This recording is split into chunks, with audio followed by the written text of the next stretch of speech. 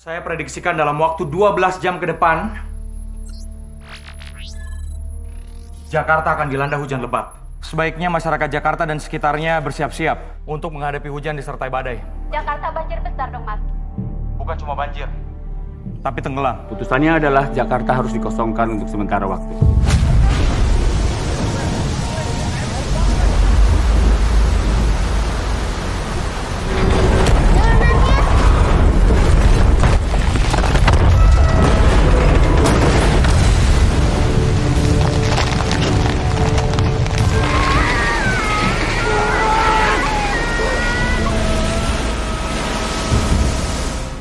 Halo para pencinta movies, pada kesempatan kali ini saya akan menceritakan alur cerita film yang berjudul Bangkit yang rilis pada tahun 2016. Film ini disutradarai oleh Rako Prijanto yang dibintangi oleh Vino G. Bastian dan Acha Septriasa. Film ini menceritakan Jakarta yang sedang diguyur hujan secara terus-menerus, serta tanggul Katulampa yang jebol yang membuat Jakarta terendam oleh banjir bandang yang disebabkan ada badai Laluna yang mengarah dari Australia ke Jakarta. So guys, tanpa berlama-lama lagi kita langsung masuk saja ke dalam alur ceritanya. Check it out.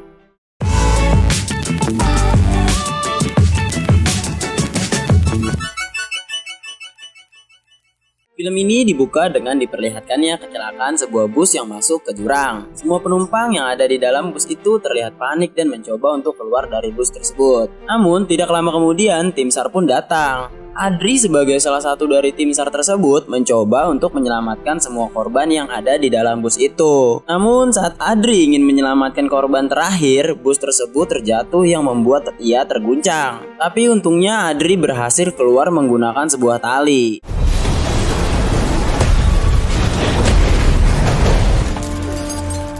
Scenes berpindah di rumah Adri. Ia memiliki istri yang bernama Indri dan anaknya yang bernama Eka dan Dwi.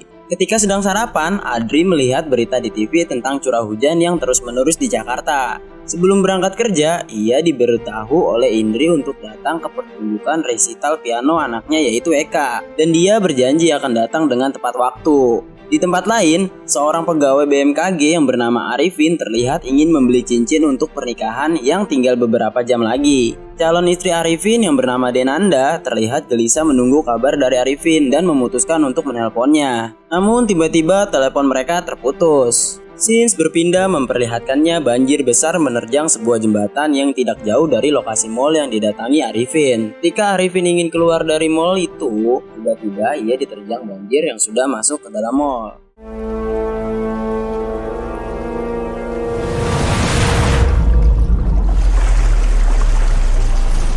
Di tempat lain, Adri yang sedang mengantar anaknya ke sekolah tiba-tiba ditelepon oleh atasannya untuk melakukan tugas yang membuat ia tidak bisa mengatakannya. Kemudian Adri pun langsung bergegas ke tempat yang ditugaskannya.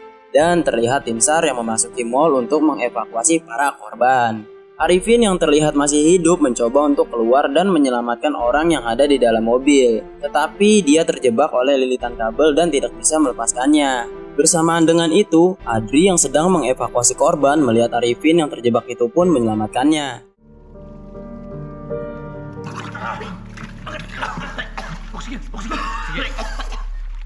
Arifin pun batal menikah yang membuat Denanda kecewa, meskipun ia sudah menjelaskan apa yang terjadi. Keesokan paginya, terlihat Eka yang sedang marah karena Adri tidak menepati janji untuk menyaksikan penampilan resital pianonya. Namun Indri mencoba menjelaskannya. Tak lama dari itu, mereka mendengar teriakan warga dari luar rumah yang ternyata sudah terjadi banjir dan perlahan rumahnya pun digenangi air yang terus naik. Melihat hal itu, Adri menyuruh Eka dan Dwi untuk naik ke lantai atas. Kemudian Adri mulai menyelamatkan barang yang dianggap penting. Namun karena banjir yang terlalu tinggi, mereka pun harus naik ke atap rumah. Lalu Adri mendengar suara anak kecil yang meminta tolong karena terjebak dan hampir terseret oleh arus banjir.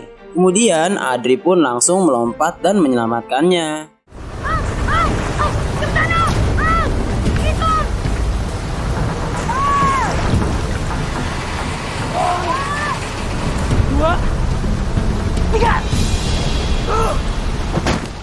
Setelah Adri berhasil menyelamatkan anak itu, ia pun langsung membawanya ke tempat yang lebih aman. Tetapi tempat istri dan anak Adri berlindung terlihat akan roboh yang membuat Eka terjatuh ke bawah derasnya banjir. Indri yang berusaha menolongnya juga ikut terjatuh. Melihat hal itu, Adri langsung melompat untuk menyelamatkan mereka berdua. Namun sayangnya ia hanya bisa menyelamatkan Indri saja. Hingga malam hari, Adri bersama tim SAR terus mencari Eka. Sampai pada akhirnya ada kabar kalau Eka sudah ditemukan. Tetapi sayangnya Eka sudah meninggal.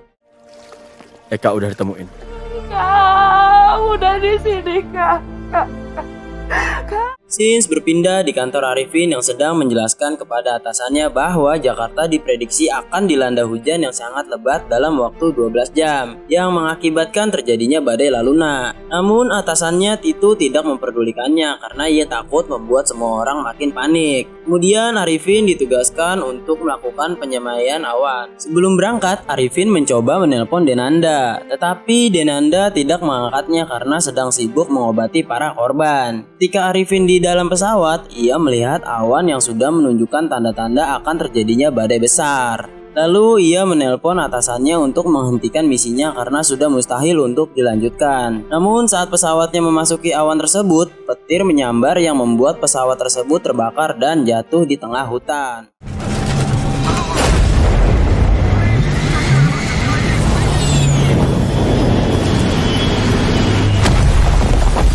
Tim SAR yang sudah mendapatkan informasi terjatuhnya pesawat pun langsung menuju ke lokasinya. Ternyata Arifin masih hidup dan langsung mencoba mencari bantuan menggunakan radio. Namun karena radio itu rusak, ia pun mencoba pasrah. Tak lama dari itu, Arifin mendengar suara helikopter yang sedang berada di sana. Kemudian ia langsung menembakkan flare gun yang sudah dipersiapkan untuk meminta bantuan.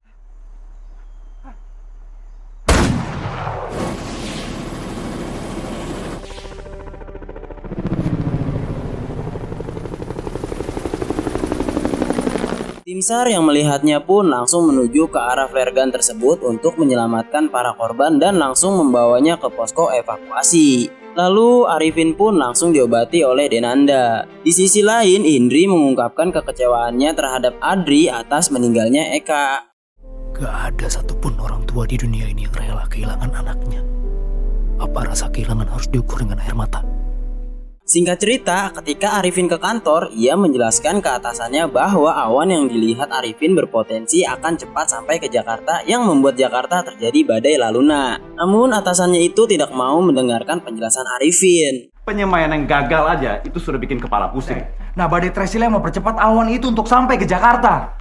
Ini nih yang namanya asal. Karena Arifin kesal dengan alasannya tersebut, ia pun langsung memberikan informasi kepada media bahwa beberapa jam lagi akan ada badai yang membuat Jakarta tenggelam. Media yang menyiarkan Arifin secara live itu pun sampai ditonton oleh gubernur.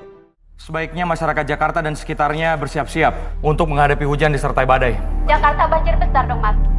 Bukan cuma banjir, tapi tenggelam. Kemudian gubernur memanggil Arifin beserta atasannya untuk menjelaskan alasan perkataannya di media. Di sini Arifin menjelaskan bahwa Jakarta akan dilanda badai serta hujan yang cukup lebat karena sudah banyak tanda-tanda yang ia temukan. Lalu gubernur meminta untuk mengumpulkan semua instansi terkait.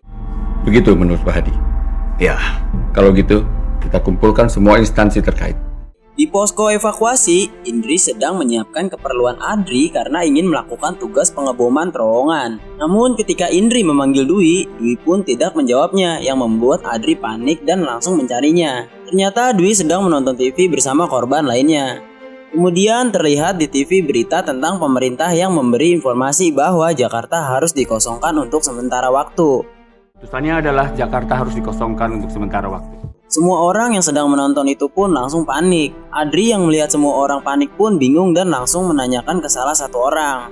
Kemudian semua orang langsung berebut untuk masuk ke dalam mobil evakuasi. Namun ketika Indri dan Dwi sedang mengantri naik mobil evakuasi, tiba-tiba Denanda datang dan ingin memberikan tumpangan. Kemudian Adri dan Arifin mencari informasi tentang terowongan bawah tanah di internet. Tujuan dari pengeboman itu adalah untuk mengalirkan air banjir ke laut. Namun mereka sama sekali tidak menemukan informasi tentang letak terowongan tersebut. Hingga akhirnya mereka membaca situs bahwa ada ahli sejarah bernama Irwan Pongki yang mengetahui letak terowongan itu. Lalu mereka berdua langsung pergi untuk mencarinya. Di perjalanan, Adri ditelepon oleh Indri untuk menanyakan keadaannya.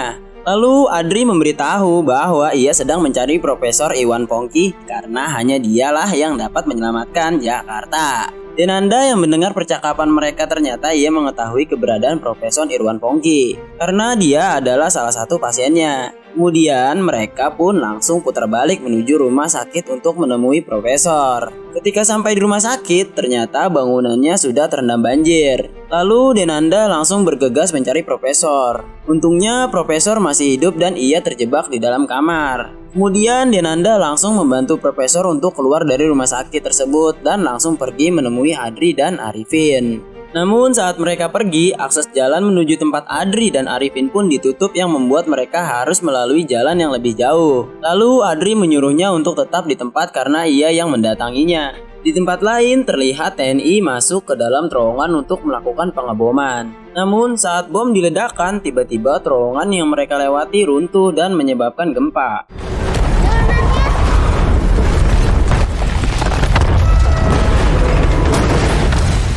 Sedangkan Adri dan Arifin malah terjebak macet saat hendak menemui Denanda. Lalu mereka menukarkan mobilnya dengan motor agar bisa sampai lebih cepat. Karena akses jalan sudah tidak mungkin dilalui mobil, akhirnya mereka terpaksa untuk berlari tetapi tidak dengan Profesor. Namun tidak lama kemudian, Adri datang dan langsung menyelamatkannya.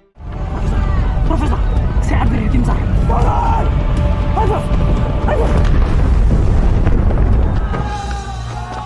Ayo, Prof!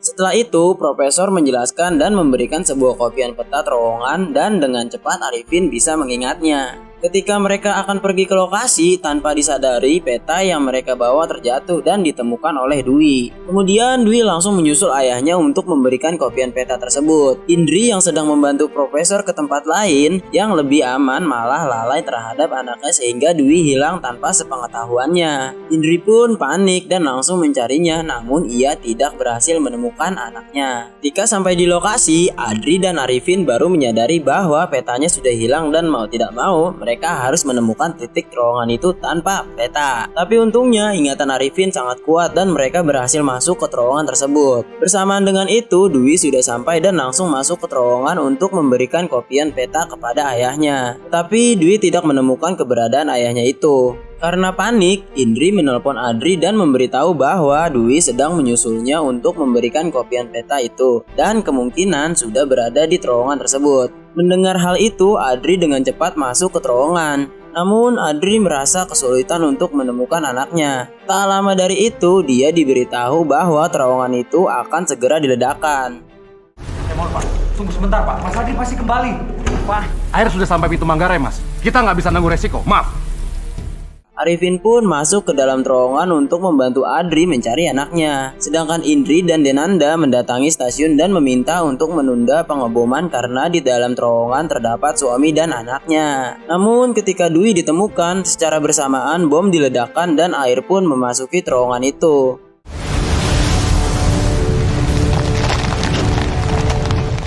Sehingga mereka berdua terjebak di sana. Tapi untungnya ada lubang kecil yang bisa digunakan Dwi untuk keluar untuk meminta pertolongan. Ada yang harus kita itu. Ada yang nggak boleh baca. Laki-laki harus berani. Aku nggak mau yang tinggalin aku kayak Eka.